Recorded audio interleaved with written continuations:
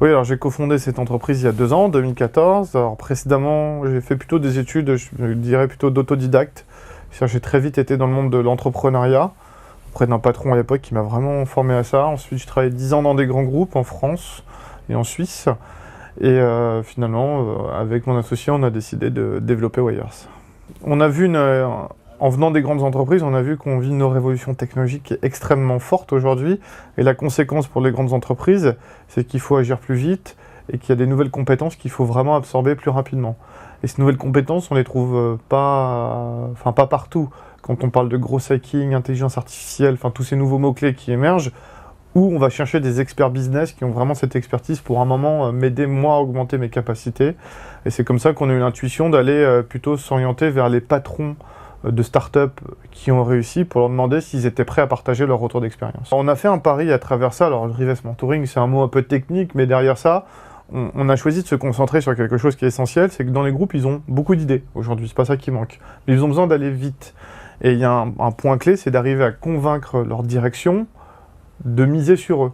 À un moment, quand on a un projet, il faut qu'on arrive à miser sur soi. Ça veut dire quoi, miser sur soi? C'est d'être capable de convaincre, à un moment, dans une expérimentation, de mettre plusieurs centaines de milliers d'euros sur la table. Donc c'est là-dessus qu'on a dit que les entrepreneurs, finalement, ils avaient une valeur.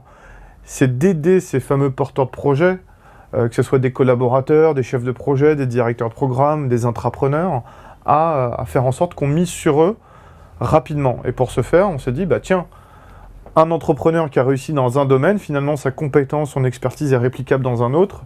Si en quelques heures, il vient lui expliquer comment il s'est planté, comment il a réussi, mais appliqué à son sujet, il va gagner un temps phénoménal et il va apprendre très vite. Et il va trouver les clés et le plan d'action pour aller convaincre sa direction derrière. Alors, on a vraiment développé une vraie expertise à prendre que des entrepreneurs de haut niveau. Hein. Bon, d'ailleurs, il y en a qui sont pas forcément que jeunes, mais en tout cas, on en a 300 qu'on sélectionne sur une vingtaine de critères, donc c'est des gens qui ont déjà réussi. Ce qu'ils viennent chercher, eux, c'est pas l'argent sur lequel on les rémunère, bien entendu, pour leur temps, mais c'est les challenges intellectuels. Et de l'autre côté, nous, notre rôle, c'est de faire la passerelle avec les grands groupes. On monte des programmes. Hein. Nous, l'entrepreneur, quand il arrive, il est en bout de chaîne. Hein. C'est un peu comme préparer un champion à aller courir un 200 mètres. On part toujours d'une problématique un peu clé, comment faire pour, quoi. C'est un peu ça, le point de départ de tout projet. Et après, nous, on fait un casting, hein, quelque part, de un ou plusieurs entrepreneurs, parce qu'un projet, il peut démarrer du niveau 0 jusqu'à des projets qui sont plus matures. Et ces entrepreneurs, ouais, en quelques heures, c'est ça leur force, c'est qu'ils viennent déjà dénués de tout intérêt commercial, puisque, encore une fois, je peux envoyer quelqu'un qui vend de la plomberie dans une société énergétique. C'est pas la start-up qui m'intéresse, c'est l'intelligence du porteur de projet.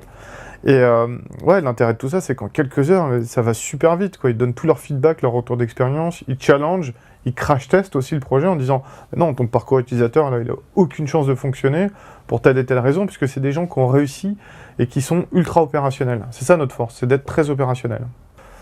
Alors, nous, comme on vend un programme entre le moment où il y a une problématique qui est mise et puis notre KPI, nous, à la fin, ce qu'on mesure, c'est si le porteur de projet, il a eu un go-no-go de son patron ou de sa direction. D'ailleurs, je crois que j'ai calculé, on est grâce à ces entrepreneurs qui sont venus aider des porteurs de projets, on a plus d'1 million d'euros de levée au sein des entreprises sur des financements de pilotes.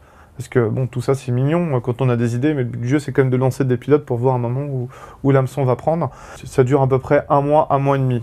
Par contre, la session de travail elle-même, parce qu'il peut en avoir plusieurs, peut durer quelques heures jusqu'à une journée maximum. Mais des fois, il y en a en 2 heures, ils ont le déclic pour savoir, ok, le plan d'action que je dois mettre en place, c'est celui-là. Parce que, encore une fois, l'entrepreneur, il a tout de suite une vision très claire de la problématique et du plan d'action à mettre en place derrière. Déjà, de mettre son ego de côté et de ne pas se dire qu'on a l'idée qui tue. On se rend bien compte que c'est pas l'idée. L'idée vaut 0 aujourd'hui. Et je pense que ce qu'il faut pour un entrepreneur, c'est déjà être un bon business développeur. J'ai vu beaucoup d'entrepreneurs qui se plantaient parce qu'ils ne faisaient pas de business développement. C'est la base aujourd'hui de l'entrepreneuriat. Qu'est-ce que gagnent les personnes dans les entreprises à collaborer avec des entrepreneurs? Ils gagnent 2 choses qui sont essentielles. La première, c'est gagner du temps. Et le temps, c'est une vraie valeur aujourd'hui, que ce soit dans la vie personnelle ou professionnelle. Et surtout, ce qu'ils y gagnent, c'est à titre personnel. Ils grandissent, ils s'améliorent, ils apprennent, ils augmentent leurs capacités sur des choses qu'ils ne savaient pas. Et ils arrivent, pour certains, on a des belles success stories, à créer leur propre success story. Et ça, c'est une valeur humaine. Ma réussite, c'est celle de la personne, c'est pas celle du projet. Parce que si la personne réussit, le projet va réussir. Et donc on est super fiers de voir que certains projets ont permis à des personnes de grandir au sein de leur entreprise. Et c'est vraiment une rencontre humaine. C'est ça je pense que ce qui nous anime chaque jour et qui fait qu'on se lève le matin.